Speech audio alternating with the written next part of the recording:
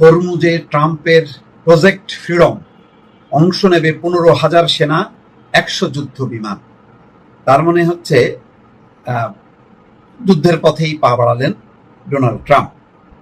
এবং এই কারণে গত কয়েকদিনে মধ্যপ্রাচ্যের আকাশে অস্বাভাবিক রকম যুদ্ধ বিমানের আনাগোনা, এবং বলা হচ্ছে বিশাল বিশাল যুদ্ধ জাহাজ আসছে।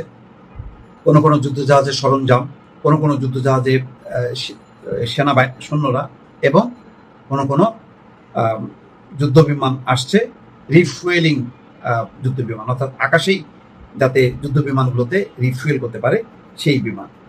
সংঘাতের বাইরে থাকা দেশগুলোর যেসব জাহাজ হরমুজ প্রণালীতে আটকা আছে, সংঘাতের বাইরে থাকা দেশগুলোর সেগুলোর নিরাপদে সরিয়ে যেতে যুক্তরাষ্ট্র সর্বোচ্চ চেষ্টা করবে বলে জানিয়েছেন মার্কিন প্রেসিডেন্ট ডোনাল্ড ট্রাম্প। তিনি এই উদ্যোগের নাম দিয়েছেন প্রজেক্ট ফ্রিডম।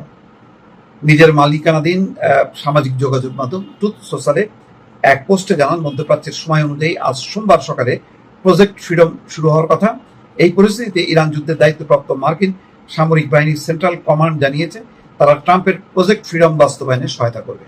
এতে যোগ দেবে 15,000 সেনা, থাকবে ক্ষেপণাস্ত্র, বিধ্বংসী ডেস্ট্রয়ার এবং শতাধিক যুদ্ধ বিমান।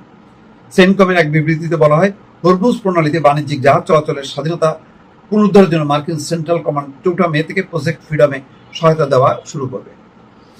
ট্রাম্প বলছে যে জাহাজগুলোকে হরমুজ প্রণালী থেকে বেরিয়ে যেতে সহায়তা করা একটা মানবিক পদক্ষেপ।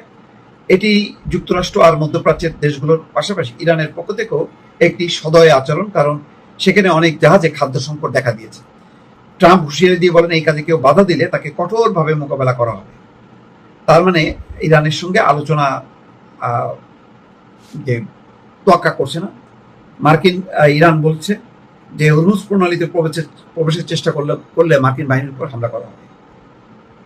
অথচ যে কাজটা এখন করা হচ্ছে শক্তি প্রয়োগ করে, এটা দরকার ছিল না।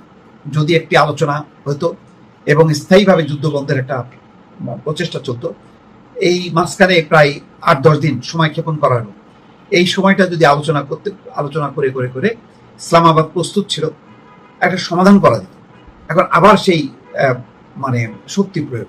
এখন ইরানও তার অস্তিত্ব রক্ষার জন্য সেও পাল্টা পদক্ষেপ নেবে। ইতিমধ্যে ক্ষেপণাস্ত্র হামলাও করেছে। তো শেষ পর্যন্ত আলোচনার বদলে যুদ্ধ থেকে গড়ালো, যেটা খুবই দুঃখজনক দর্শক।